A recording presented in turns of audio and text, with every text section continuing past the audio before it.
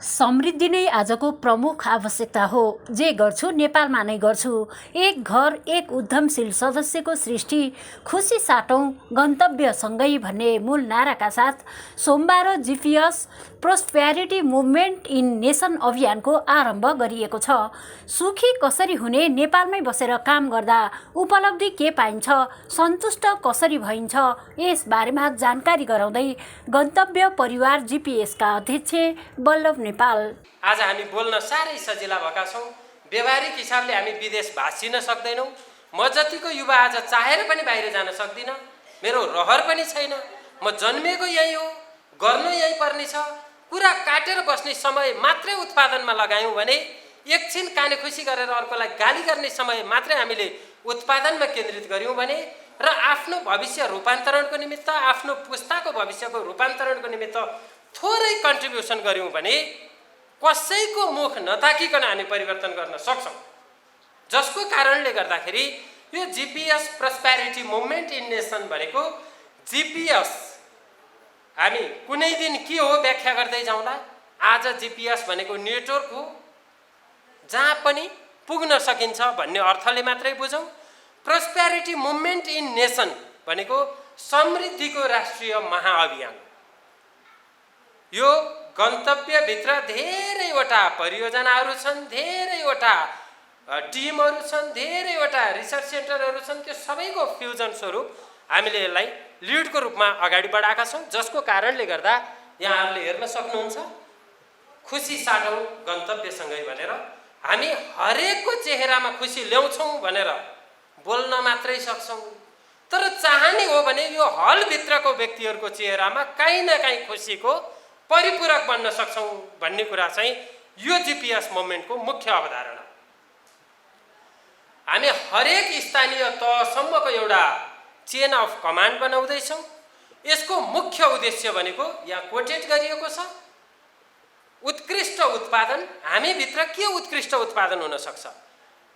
सिस्नोको कपडाको उत्कृष्ट उत्पादन हुने हो कि, अथवा एउटा सामान्य तरकारीको उत्कृष्ट उत्पादन हुने हो कि, चामलको उत्कृष्ट उत्पादन हुने हो कि? उत्पादनभित्र उत्कृष्ट खोज्ने हाम्रो जिम्मेवारी रहन्छ। त्योभित्र तालिम दिनुपर्ने हो कि, प्रशिक्षण गर्नुपर्ने हो कि, राज्यसँग झगडा गर्नुपर्ने हो कि, डिमान्ड गर्नुपर्ने हो कि?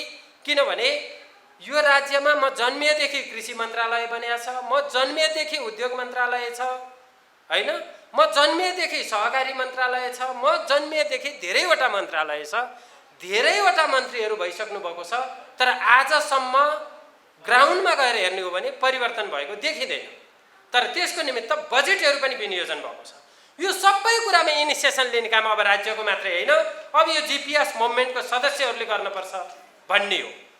यहाँहरूले आफ्नो टोल, समाज, आफ्नो गाउँपालिका, नगरपालिका, कार्यपालिका जहाँ हुनुहुन्छ त्यहीँबाट सुरुवात गर्ने अभियान हो। आज स्थानीय तह बनेको छ, त्यहाँ विडम्बना पनि छ। म काङ्ग्रेस, मैले भोट हालेँ र माओवादीले जित्यो भने उसले मलाई बजेट पनि दिँदैन, मलाई सहयोग पनि गर्दैन।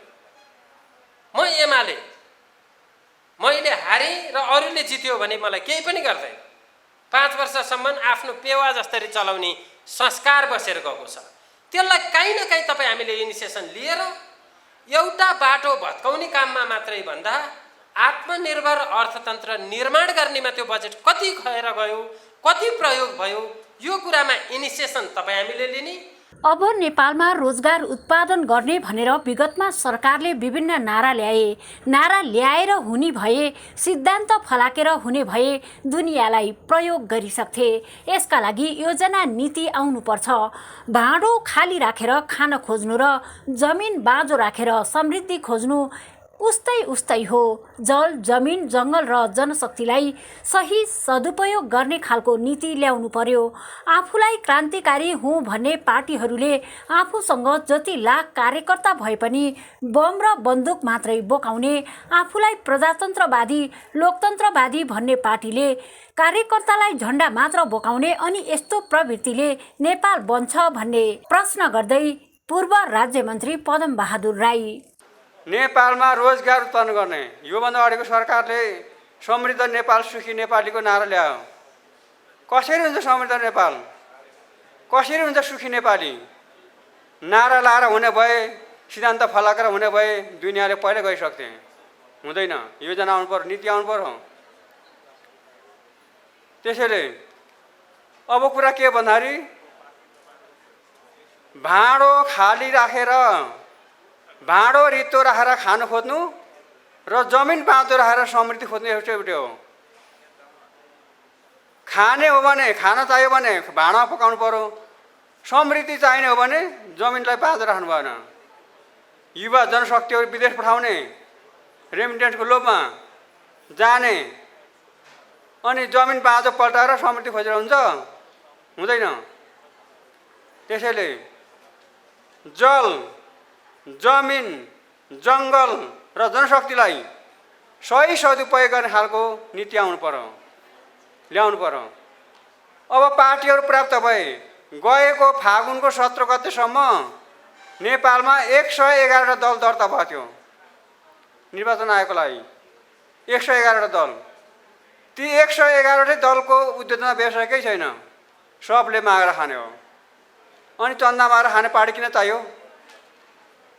आफूलाई क्रान्तिकारी हुँ भने, भूमिगत हुँ भने पार्टीले आफूसँग जति लाख कार्यकर्ता भयो भने बम र बन्दुक मात्रै बोकाउने, आफूलाई खुलाउँ, लोकतन्त्रवादी हूँ, प्रजातन्त्रवादी हूँ भने पार्टीले आफूसँग जति लाख कार्यकर्ता भयो भने झन्डा मात्रै बोकाउने। अनि झन्डा बोकेर बम र बन्दुक बोकेर समृद्ध नेपाल भन्छ? त्यसैले अब पार्टी होइन, उत्पादन समूह बनाऊ। हामीले ठाउँ ठाउँमा, हरेक गाउँ गाउँमा उत्पादन समूह बनाऊ, उत्पादन लागौँ।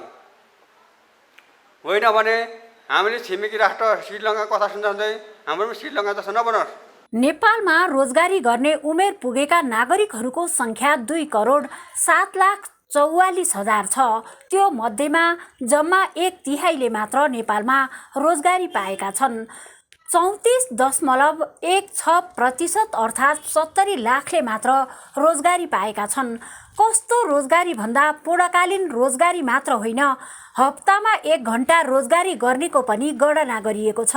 त्यो रोजगारीबाट आधारभूत खर्च धान्नका लागि सम्भव छैन भन्ने ठम्याइका साथ आप्रवासी श्रम विज्ञ रामेश्वर नेपाल। नेपाल सरकारले गरेको श्रम शक्ति सर्वेक्षण, जसरी अस्ति भर्खरै राष्ट्रिय जनगणना सम्पन्न भयो, त्यसै गरिकन केही वर्ष अगाडि श्रम शक्ति सर्वेक्षण भनेर भएको थियो। त्यो अनुसार रोजगारी गर्ने उमेर पुगेका नागरिकहरूको सङ्ख्या 2,07,44,000 छ।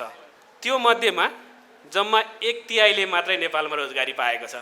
34.16% अथवा 70 लाखले मात्रै रोजगारी पाएका छन्। कस्तो रोजगारी भन्दाखेरिमा पूर्णकालीन रोजगारी मात्रै होइन, त्यो रेफरेन्स विकमा 1 घण्टा रोजगारी गर्नेलाई रोजगार मान्दाखेरिमा हप्तामा 1 घण्टा रोजगारी, त्यसले कस्तो किसिमको लाइभलीहुडलाई सपोर्ट गर्छ त्यो तपाईँहरू विचार गर्न सक्नुहुन्छ। त्यसलाई समेत गणना गर्दाखेरिमा फगत 70 लाख मान्छेले 2,07,00,000 मध्येमा 1/3 रोजगारी पाएको अवस्था हो।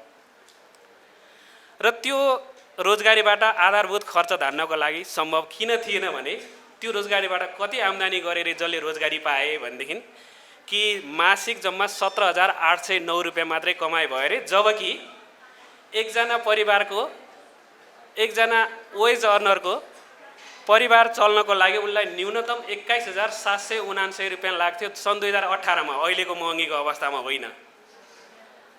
21,000 झन्डै 22,000 रुपियाँ चाहिँ उनलाई मासिक खर्च लाग्थ्यो। काम त 1/3 मात्रै पाए, पाउनेले पनि 17,000 रुपियाँ मात्रै एभरेजमा कमाइ गर्दथे। त्यसो त हाम्रो संविधानले रोजगारीको हकलाई सुनिश्चित नगरेको होइन। त्यति मात्रै होइन, रोजगारी छनौट गर्ने अधिकार पनि माननीयजीहरू, अरू माननीयजीहरू यहाँ हुनुहुन्छ, सभामुखजी हिँडिसक्नुभयो, उहाँहरूकै पहलबाट यो चिज लेखियो। लेखिनु एकदमै ठुलो उपलब्धि रह्यो, तर लेखेर मात्रै के हुन्छ भन्ने पनि कुराहरू हुनसक्छ। त्यस कारणले गर्दा यो किसिमका अभियानहरू, किनभने राज्यको तहबाट चाहिँ भएका कामहरू पर्याप्त रहेनन्। त्यसको अर्को उदाहरण भनेको चाहिँ के पनि हो भने जस्तो सामाजिक सुरक्षाको कुराहरू पनि गरिएको छ। यहाँ मलाई लाग्छ सामाजिक सुरक्षा हाम्रो सुमन सर हुनुहुन्छ, उहाँले नागरिक लगानी कोषबाट कसरी सामाजिक सुरक्षा प्रोटेक्सन गर्नको लागि काम गरियो भन्ने विषयमा केही कुराहरू एकछिन पछाडि राख्नुहुन्छ होला। र नेपाल सरकारले केही प्रयत्नहरू नगरेको पनि होइन। जस्तो कि उदाहरणको लागि ठुलो स्रोत खर्च गरेर अथवा लगानी गरेर प्रधानमन्त्री रोजगार कार्यक्रम जस्ता रोजगार कार्यक्रमहरू पनि नलिएर आएको होइन। मैले अलिकति डेटा चाहिँ नि त्यसको पनि यहाँनिर सेयर गरौँ कि यसलाई मनन गर्न जरुरी छ। राज्यको निर्णायक निकायमा बस्नेहरूले मनन गर्न जरुरी छ र नागरिकहरूले मनन गर्न जरुरी छ र यो देशको लागि केही गर्छु, स्वदेशमै केही गर्छु भन्नेले पनि मनन गर्न जरुरी छ। जस्तो कि प्रधानमन्त्री रोजगार कार्यक्रमले के गर्यो त भन्दा न्यूनतम 100 दिनको रोजगारी सबैलाई ग्यारेन्टी गर्ने भनेर भन्यो र विश्व बैंक लगायतका निकायहरूबाट ठुलो स्रोतहरू पनि प्राप्त भयो र त्यसबाट चाहिँ प्रधानमन्त्री रोजगार कार्यक्रम लगायत 10औं प्रकारका रोजगारीका कार्यक्रमहरू पनि सञ्चालन गरिए। देशमा आयातमुखी अर्थतन्त्र मौलाइरहेको छ, निर्यात ठप्प प्राय छ। रोजगारको निम्ति 60 लाख नेपाली वैधानिक रूपमा नै विदेशमा छन्। देशमा उत्पादन ठप्प छ। अहिले समाज जसरी चलिरहेको छ यसको ठिक उल्टो अभियान चलाउँदैछौँ र देशलाई स्वाधीन, स्वतन्त्र, आत्मनिर्भरतर्फ लैजान कोसिस भइरहेको छ। यदि नेपालका युवाहरूले चाहे भने यो सम्भव पनि छ। आफ्नो स्रोत छ, साधन छ, शक्ति छ, श्रम र सिप पनि छ भने सम्भव नहुने विषय होइन। देशमा दलाल नोकरशाहहरूलाई कब्जा गरिरहेका छन् र अर्थतन्त्रलाई त्यसरी नै घुमाएका छन्। सत्ताधारीहरूको आचरणको पर्दाफास गर्दै माननीय तथा साहित्यकार केशव नेपाल। अहिलेको स्थितिमा हेर्दाखेरि हामी अहिले उल्टो चिज भइरहेको छ देशमा, तर हामी सुल्ट्याउँदैछौँ। बेरोजगारको तथ्याङ्क अघि तपाईँहरूले सुन्नुभयो, हामी फेरि रोजगारतर्फ जाने भन्दैछौँ। रोजगारको निम्ति 60 लाख त वैधानिक ढङ्गले नै विदेशमा छन्। अब हामी देशमै रोजगार, देशमै केही गर्छु भन्ने उद्घोष तपाईँहरूले गरिरहनु भएको छ, यो अभियानले गरिरहेको छ। उत्पादनहरू ठप्प प्राय छन्, तर हामी उत्पादन अभियान, अझ भनिन्छ उत्पादन राष्ट्रिय अभियान चलाउने हो भन्ने कुरो तपाईँहरूले गरिरहनु भएको छ।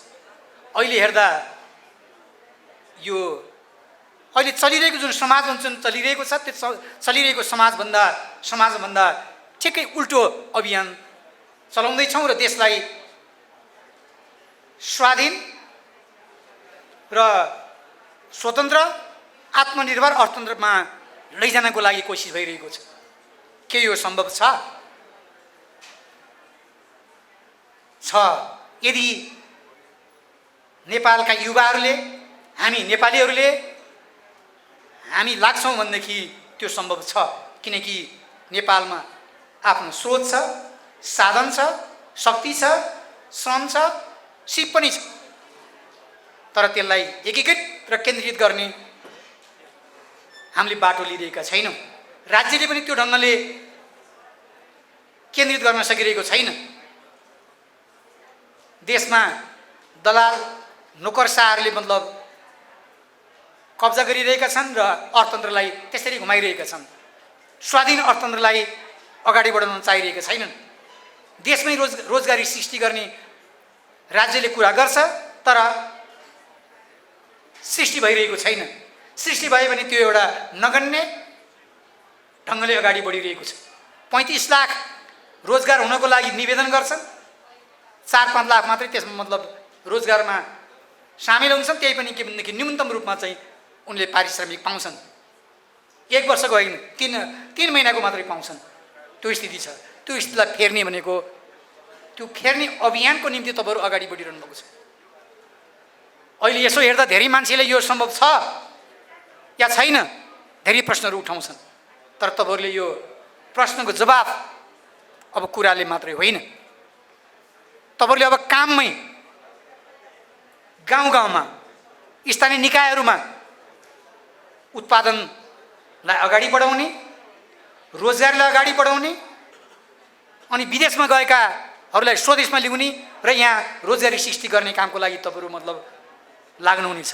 किनकि स्वाधीन अर्थतन्त्र, आत्मनिर्भर अर्थतन्त्रलाई हामी अगाडि नबढाउने हो भनेदेखि हाम्रो छिमेकी देश श्रीलङ्काको स्थिति के भइरहेको छ, त्यहाँ पनि स्थिति यही हो। त्यसो त जीपीएस नै किन, अर्थात् यो अभियानको उद्देश्य के हो भन्ने सन्दर्भमा देशमा उद्योग, कल कारखाना तथा जडीबुटी प्रशोधन केन्द्रहरूको स्थापना गर्न, उत्पादित वस्तुहरूलाई औद्योगिकीकरण गर्न, निर्यातका लागि बजार व्यवस्थापन गर्न, आत्मनिर्भर अर्थतन्त्र निर्माणमा सहयोग गर्न, दिगो र निरन्तर आम्दानी गर्दै आर्थिक वृद्धिका लागि लगायतका धेरै विषयहरू समेटिएका छन्।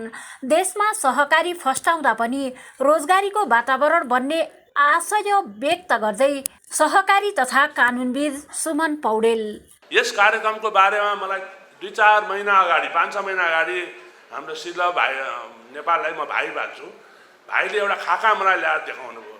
अनि मैले त्यो हेरेँ, यो खाका त बाबु यो यसो गर्दा ठिक होला, यो यसो गर्दा अझ बेटर हुन्छ भनेर उहाँलाई मैले बताएको थिएँ। तर मैले अब अस्ति भर्खर थाहा पाएँ उहाँले यति डेभलप गरिसक्नु भएको छ। म बिचमा भियतनामतिर गएको थिएँ एउटा ट्रेनिङमा, अनि मैले त्यहाँ म अब कृषि यो सहकारी क्षेत्रमा अलिक बढी अध्ययन गर्दै भएको हुनाले भियतनाममा 1995सम्म त युद्ध नै युद्ध थियो। त्यसपछि त्यहाँ धेरै सहकारी खुले, ठुलाबडाहरूले खोलेका रहेछन्, ती कोल्याप्स पनि हुँदै गएछन्। पछि गएर उत्पादनसँग जोडिएर सहकारी चल्यो त्यहाँ। अहिले भियतनाममा अहिले सबै उत्पादन भएका चिजहरू सहकारीले किन्छ र सहकारीले बेच्दो रहेछ। त्यो भइसकेपछि अहिले भियतनाममा यति विकास भएको छ र त्यहाँ उत्पादन भएको विश्वमा अब सबभन्दा बढी धान चाहिँ निर्यात गर्ने देश चाहिँ भियतनाम भएको छ। त्यसरी कृषिमा हुन्छ। हामीले पनि अहिले जुन यसको उद्देश्य छ नि उत्पादन गर्ने, उत्पादन गरिसकेको चिज कहाँ पुर्याउने त भन्दाखेरि त्यो उपभोक्तामा पुर्याउनको लागि जुन ब्रिज छ, पुल छ, त्यो पुललाई ग्यापलाई कम गर्नको लागि यसको मेन उद्देश्य हो। त्यो मात्रै कम गर्दा गर्दै त्यहाँ के हुन्छ, उत्पादन गर्दाखेरि विभिन्न चाहिने औद्योगिकरण गर्नुपर्छ। हामीले विभिन्न उद्योगहरू सञ्चालन हुनसक्छ, त्यहाँ मान्छेहरू रोजगार पाउँछन्। त्यसो गर्दै सङ्गठित नभइकन यो कार्यक्रम सफल हुँदैन भने यसको मेन मोटो हो। त्यस कारण यो कार्यक्रमको लक्ष्य के हो, यसको चाहिँ भिजन त के हो, यसको चाहिँ अन्तिमसम्म पुग्ने यसको चाहिँ उद्देश्य के हो, यो कुराहरूमा पनि हामीले विचार गर्नुपर्छ। र जब हामीले उपभोक्तासँग यो कार्यक्रम हामी जोडेका छौँ, मैले अहिले भनिरहेको छु, यो गन्तव्यसँग जुन हामीले जोडिरहेका छौँ, योसँग पनि यसको टाइअप चाहिँ छ। यसबाट भोलि उत्पादन भइसकेका कुराहरूलाई उपभोक्ता बिचमा पुर्याउनको लागि एउटा बाटो खुल्छ र यसले गर्दा रोजगारीलाई कसरी सिर्जना गर्छौँ त भन्ने कुराहरू धेरैवटा बाटो छ। अहिले धेरै कुराहरू सभापतिजीले पनि भनिसक्नुभयो, अहिले भर्खर वक्ताजीले पनि भनिसक्नुभयो। म त्यसबारेमा धेरै बोल्न चाहन्न, तर यसको उद्देश्य परिपूर्ति गर्दाखेरि हामीसँग निम्न आय भएका बसेका समुदायहरू छन्, तिनीहरू छन् र जुन हामी कहाँ केही गरौँ भने ऊर्जा शक्ति भएका युवाहरू छन्, तिनीहरू दुईजनाको फ्युजन गराउनुपर्छ। यो युवाहरूले तिनीहरूलाई प्रोत्साहन गर्न सक्नुपर्छ। त्यहाँबाट उत्पादन गरिसकेका कुराहरू जनता समक्ष पुग्छ र विभिन्न प्रकारका योजनाहरू, विभिन्न प्रकारका उद्योगहरू सञ्चालन गर्दै अगाडि बढ्ने यसको उद्देश्य छ। जहाँसम्म लाग्छ यसो परिकल्पना जुन गर्नुभयो हाम्रो नेपाल भाइले, त्यो परिकल्पनाले जुन अहिले भन्नुभयो कुनै पनि काम कठिन छ भने कठिन कामै हाम्रो नेपाल भाइले सुरु गर्नुहुँदो रहेछ। अहिले देशैभरि एक किसिमको अन्तर्विरोध मडारिन थालेको छ। एक प्रकारको अराजकता छ। देशमा अभिभावकको खाँचो देखिएको छ। यी सबै परिस्थितिबाट नयाँ विश्व दृष्टिकोणको आवश्यकता प्रकारको रूपमा देखा परेको छ। दर्शनमा, सिद्धान्तमा, विचारमा अहिले बहस छैन। सारा दुनियाँको ध्यान व्यापारमा केन्द्रित भएको छ र अन्य विषयमा केन्द्रित भइरहेको छ। हत्याको होडबाजी चलिरहेको छ। 3वटा समस्या, एउटा महाव्याधिको, अर्को जलवायु परिवर्तनको र राजनीतिक उतार चढावको समस्या हाम्रो अगाडि छ। किसानहरू जलवायु परिवर्तनका कारण असाध्यै पीडामा छन् भन्ने मनसाय व्यक्त गर्दै प्रतिनिधि सभाका सभामुख अग्नि प्रसाद सापकोटा, सैन्य क्षेत्रमा चाहिँ शक्ति राष्ट्रहरूले अत्याधिक खर्च गरिरहेका छन्। यस्तो परिस्थितिमा एउटा नयाँ विश्व दृष्टिकोणको निर्माणको दिशातर्फ दुनियाँका महानतम व्यक्तित्वहरू लागिरहेका छन्। त्यही विश्व दृष्टिकोण निर्माण सँगसँगै फेरि नेपालमा पनि राष्ट्रिय दृष्टिकोण निर्माण गर्नुपर्ने एउटा आवश्यकता छ। त्यो आवश्यकतामा हामी पनि त्यो विश्व दृष्टिकोण निर्माण गर्ने कुरामा एकाकार हुने, राष्ट्रिय दृष्टिकोण निर्माण गर्ने कुरामा हामी लाग्ने। म आजको विषय सिद्धान्तको, विचारको होइन, त्यसकारण यसमा धेरै लामो व्याख्या गर्न चाहन्न। मैले के मात्र गर्न खोजेको हो भने तीनटा समस्याहरू, एउटा महाव्याधिको समस्या, अर्को जलवायु परिवर्तनको समस्या, अर्को राजनीतिक उतार चढावहरूका समस्या, राजनीतिक अन्तर्विरोधहरूका समस्या हाम्रो अगाडि छन्। आजको सन्दर्भमा मलाई के लाग्छ भने यो जलवायु परिवर्तनका असर र प्रभावहरू एकपछि अर्को देखा परिरहेका छन्। नेपालमा पनि देखा परिरहेको छ। तपाईहरुले अनुभूत गर्नुभएको होला, हामीलाई छिनमै गर्मी हुन्छ, हामीलाई छिनमै जाडो हुन्छ। अकल्पनीय रूपमा घटनाहरू घटिरहेका छन्। मेरो गृह जिल्ला सिन्धुपाल्चोकको मेलम्चीको बारेमा तपाईहरुलाई भरपूर थाहा छ। मनाङमा त्यही बेला भएको बाढी पहिरोको कुरा थाहा छ र अहिले यो हिम पहिरोहरू आश्चर्यजनक ढङ्गले चाहिँ आइरहेका छन्। किसानहरू यो जलवायु परिवर्तनका असर र प्रभावबाट यति धेरै पीडित छन्। धेरै कुराको व्याख्या गर्न त्यतातिर मात्रै केन्द्रित हुन त हामीलाई समयले साथ दिँदैन। तर मलाई एउटा कुरा भन्नै मन लागेको के छ भने दसैँको बेला थियो, किसानहरू आफ्ना सुनौला धान हेरेर राति सुत्नु भएको थियो। बिहान उज्यालो हुँदाखेरि ती सुनौला धानका बाला झुलिरहेको खेतमा त पोखरी बनिरहेको, ताल बनिरहेको, त्यहाँ त डुङ्गाद्वारा चाहिँ वारपार गर्नुपर्ने स्थिति बनेको। यी सबै जलवायु परिवर्तनका असर प्रभाव हुन्। तपाईहरुले समाचार सुनिराख्नु भएको छ। यति महत्त्वपूर्ण विषयमा तपाईहरुको ध्यान आकर्षण भएकै छ भन्ने मलाई लाग्छ। अहिले युरोपका चाहिँ बेलायत, पोर्चुगल लगायतका देशहरूमा चाहिँ बेलायतमा भन्नुहुन्छ भने इतिहासमै पहिलो पटक यो गर्मीका कारणले अथवा यो जलवायु परिवर्तनको असरका कारणले चाहिँ आपतकालको घोषणा गर्नु परेको स्थिति छ। त्यसकारण यसका असर प्रभाव पनि चाहिँ हामीमा परिरहेका छन्, परिरहने छन्। मैले यो भूमिका किन बाँधेको यो कार्यक्रममा भनेदेखि हामी यो चाहिँ अभियानमा छौँ।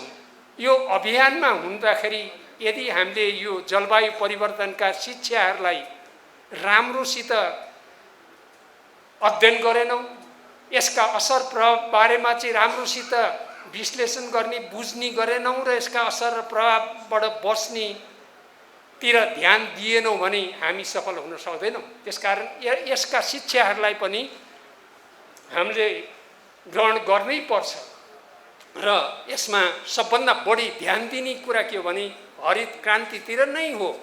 अहिले वास्तवमा हामीले पर्यावरण अनि त्यस्तै गरी चाहिँ यो वातावरण संरक्षण यी लगायतका कुराहरूमा ध्यान दिनुपर्ने छ। यसमा तपाईहरुले ध्यान दिनुहुनेछ। मेरो मुख्य कुरा के भने अहिले तीव्र रूपमा यो चाहिँ फेरबदल आइरहेको छ। तीव्र रूपमा आइरहेको फेरबदलसँगै हाम्रो अभियानलाई चाहिँ फेरि कसरी यो फेरबदलको अध्ययन गर्दै चाहिँ अगाडि बढाउने भनेर हामीले सोच्नुपर्छ। सबभन्दा पहिला भूमिकामा मैले यति भने अब हामीले नवीनतम विज्ञान र प्रविधिलाई चाहिँ प्रयोग गरेर मात्रै अब चाहिँ यस्ता अभियानहरू अगाडि बढाउन सक्छौँ। सामान्य रूपमा दैनिक काम चलाउको रूपमा अर्थात् निर्वाहमुखी उत्पादन, निर्वाहमुखी तरिकाले चाहिँ हामी यसलाई अगाडि बढाउन सक्दैनौँ। यसलाई चाहिँ हामीले यो नयाँ प्रविधिलाई प्रयोग गर्ने हाम्रो क्षमताको आधारमा मात्रै यस्ता अभियानहरू सफल हुने र अगाडि बढ्ने कुरा निर्भर गर्छ भन्ने कुरा म यहाँ राख्न चाहन्छु। यसका लागि सबभन्दा पहिला सबै तहका सरकार बीच नीतिगत एउटा नवीकरणीय चाहिँ एउटा समन्वय हुनुपर्ने छ। यस्तै सभामुख सापकोटाका अनुसार योग्यता क्षमता भएका प्रतिभाहरूलाई देशमै राख्न नसक्नु दुःखको कुरा हो। युवाहरूको सन्दर्भमा कुरा गर्नुपर्दा युवाहरूको आवाजलाई सिङ्गो राष्ट्रले धेरै राम्रोसित बुलन्द गरिरहेको छ। नेपाली जनतालाई आतंकित पार्न खोजिएको छ। आतंकित हुनु पर्दैन। नेपाल नेपाल नै हो। कुनै देशसँग नेपालको तुलना हुन सक्दैन। हामी जनै लाउँछौँ, जनै चीनबाट आउने गर्छ, उनीहरू लाउँदैनन्, हामीलाई पठाइदिन्छन्। राखी हामी बाँध्छौँ, उनीहरू बाँध्दैनन्, चीनबाट पठाइदिन्छन्। पछिल्लो चोटि त मैले सुने, तपाईँहरूले सुन्नुभएको होला, म साँच्चीकै त्यो सुनेर स्तब्ध भएको छु। हुन त म फेरि राज्यका 3टा अङ्गमध्ये एउटा अङ्गको नेतृत्व गर्दैछु। खरानी समेत नेपालमा आयात हुन्छ। हरियो वन नेपालको धन, हामीसित प्रशस्त उ छ, हामी दाउरा बाल्छौँ। खरानी हामी अन्तर्र ल्याउँछौँ र 2 खरब 50 करोडको हामी चाहिँ खाद्य वस्तुहरू चाहिँ आयात गर्छौँ। योभन्दा लज्जाजनक स्थिति, योभन्दा चिन्ताजनक स्थिति, योभन्दा चाहिँ गम्भीर स्थिति केही हुनसक्छ? हामी नेपालीहरूका लागि, अझ म के भन्छु भने हामी युवाहरूका लागि अर्को हुन सक्दैन। हामी छैन नेपालमा बुद्धि विवेक भने अहिले नाफामा अमेरिकाको चाहिँ विदेश मन्त्रालयमा चाहिँ कृषि वैज्ञानिकको रूपमा चाहिँ कृषि सल्लाहकार हुनुहुन्छ प्रदीप वाग्ले। त्यस्तै मैले त 1-2वटा अहिले मुखमा आइहालेको हुनाले यो उदाहरणहरू नेपाल आमाका छोराछोरीहरूले विश्वमा आफ्ना धेरै महत्त्वपूर्ण स्थानहरू बनाइसक्नु भएको छ। तर दुःखको कुरा त्यो प्रतिभालाई, त्यो योग्यता क्षमतालाई चाहिँ हामीले यहीँ राख्नका लागि वातावरण बनाउन सकेका छैनौँ। यस दिशातर्फ पनि हामीले गम्भीरतापूर्वक सोच्नुपर्छ। युवाहरूको सन्दर्भमा कुरा गर्दा म त्यतातिर धेरै जान चाहन्न। युवाहरूको आवाजलाई सिङ्गो राष्ट्रले धेरै राम्रोसित चाहिँ बुलन्द गरिरहेको छ। अहिले त छिटपुट सङ्केतहरू मात्रै देखा परेका छन् काठमाडौँ, धरान लगायतका ठाउँहरूमा। यो सङ्केत मात्रै हो, यो साइरन हो। यो साइरनको भाषा हामीले बुझ्नुपर्छ। हामीले बुझ्न सकेनौँ भने समय हाम्रो हातबाट फुत्किनेछ। यहाँ कहिलेकाहीँ मान्छेहरू नेपाली जनतालाई आतङ्कित पार्न खोज्छन्। आतङ्कित हुनु पर्दैन। नेपाल नै हो। अरू कुनै देशसित नेपालको तुलना हुन सक्दैन। हामी नेपालीहरू नेपाललाई बर्बाद हुनबाट रक्षा गर्न सक्षम छन्। तर एउटै कुरा के भने हामीले सङ्कल्प गर्नुपर्छ। अझ विशेष गरी युवाहरूले सङ्कल्प गर्नुपर्छ। अझ देशभक्तहरूले सङ्कल्प गर्नुपर्छ। हामी त्यो गर्न सक्छौँ किनभने नेपाली जनताहरू महान छन्।